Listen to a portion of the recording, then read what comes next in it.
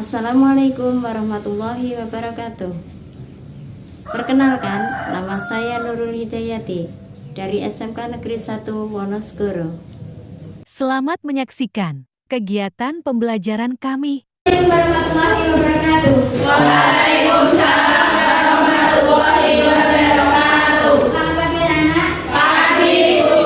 Bagaimana saya semua hari ini? Alhamdulillah sehat. Baik, untuk memulai pembelajaran hari ini silakan kalian berdoa terlebih dahulu. Salah satu memimpin doa. Siap. Doa. Mulai. Doa. Baik, alhamdulillah. Hari ini ada yang tidak masuk? Ada. Siapa yang tidak masuk hari ini? Saya absen dulu ya. Yeay.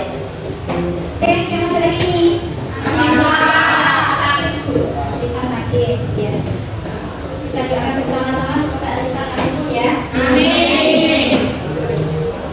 Baik, hari ini kita akan melanjutkan pembelajaran yang kemarin. Hari ini kita akan membahas tentang pengertian dakwah dan ketentuan dakwah. Baik, ada yang masih ingat kemarin kita belajar tentang apa minggu kemarin? Ya, mempelajari apa yang minggu kemarin? Ya. Ada yang masih ingat apa yang kita bahas tentang khutbah di minggu kemarin? Ya, khutbah adalah secara biasa pengertian khutbah adalah pidato atau ceramah yang berkaitan erat dengan ibadah, sholat atau ibadah lainnya. Oke, kita pertanyaan kali. Baik, hari ini kita akan membahas tentang dakwah. Sebelum kita lanjutkan materi kita tentang dakwah, saya akan menyampaikan tujuan pembelajaran kita hari ini. Tujuan pembelajaran kita hari ini adalah melalui kegiatan belajar mengajar dengan model PBL diharapkan yang pertama peserta didik mampu membedakan ketentuan khutbah dengan ketentuan pelaksanaan dakwah melalui PPT. Jadi nanti saya akan menyampaikan materi dakwah itu melalui PPT yang saya tayangkan. Kemudian yang kedua, peserta didik mampu menelaah implementasi ketentuan dakwah dengan tepat. Kemudian yang terakhir adalah peserta didik mampu menampilkan praktik dakwah sesuai dengan kaidah pembahasan dakwah dengan baik.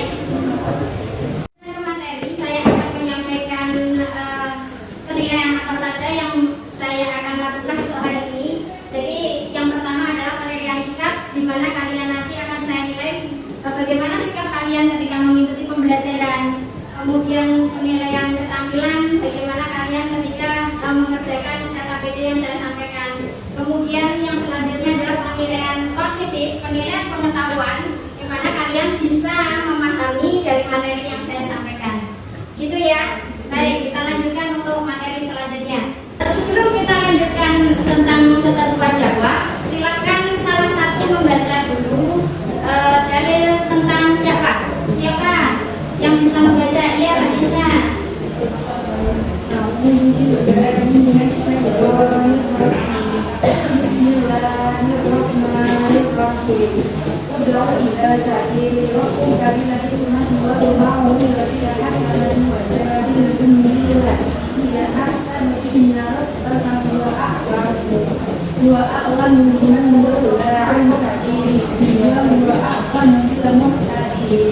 Artinya, serulah manusia kepada jalan Tuhan dengan hikmat dan pengajaran yang baik, dan berdebatlah dengan mereka dengan cara yang baik. Sesungguhnya dialah yang lebih mengetahui siapa yang sesat dari jalannya, dan dialah yang lebih mengetahui siapa yang mendapat hidup.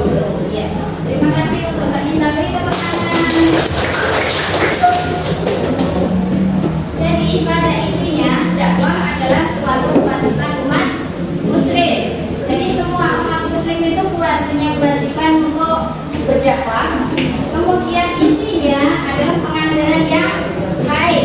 Jadi di dalam dakwah itu tidak boleh mempunyai tujuan yang selain tujuan untuk kebaikan. Jadi semuanya adalah ke arah yang baik. Kemudian Allah adalah sangat mengetahui apa yang disampaikan manusia ketika di situ seolah-olah berdakwah, tapi yang disampaikan adalah sesuatu yang sesat. Sekarang akan kita lanjutkan apa itu dakwah.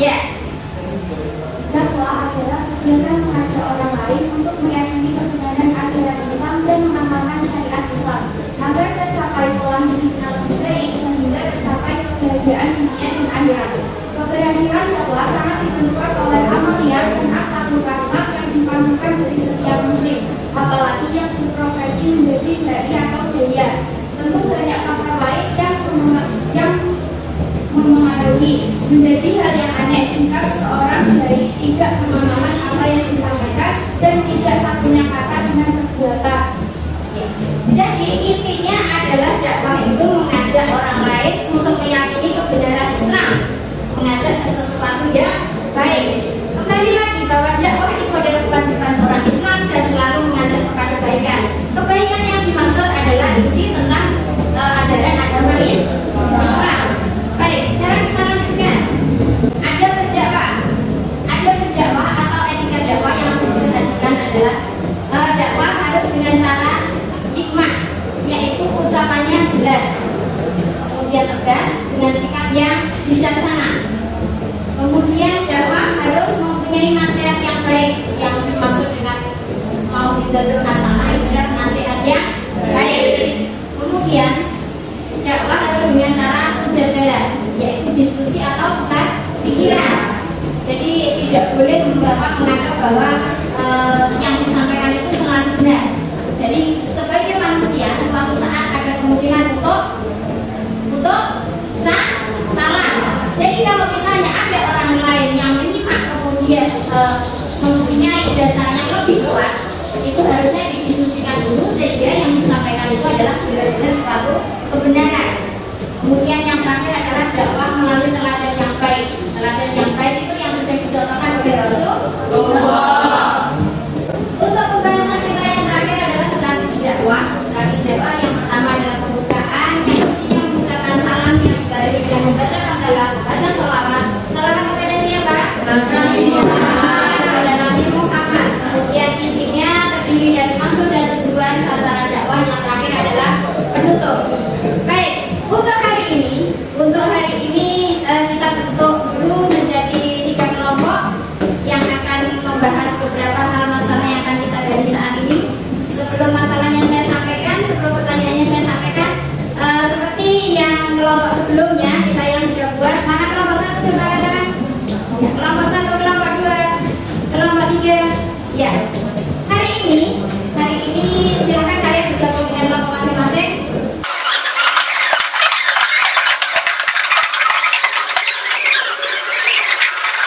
Hari ini yang kalian harus bahas adalah tantangan dan kendala dakwah di era digital. Semua kelompok sudah siap? Sudah. Saya akan bagikan LKPD, kemudian nanti di situ sudah ada pertanyaannya. Kalian tinggal menjawab pertanyaan yang sudah saya sampaikan di sana. Waktunya 1 jam pelajaran.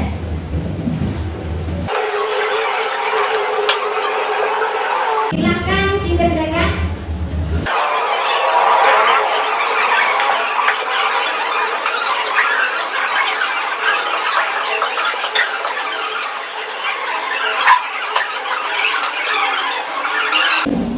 Sudah selesai, anak? Ya. Kalau sudah selesai, ada yang siap maju? Kelompok berapa yang sudah siap?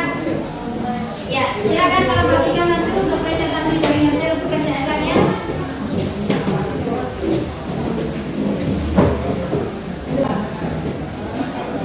Assalamualaikum warahmatullahi wabarakatuh. Waalaikumsalam warahmatullahi wabarakatuh. Kenalkan, kami dari kelompok 3 akan mempresentasikan materi tentang tantangan dan kendala dakwah di era digital.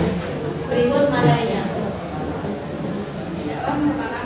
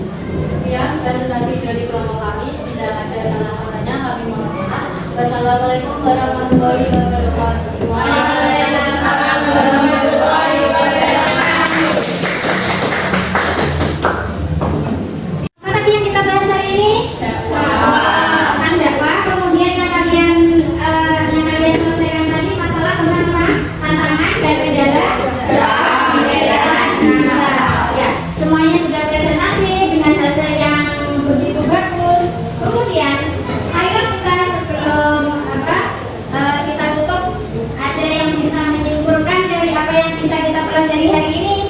Saya, Bu. Ya, enggak sama.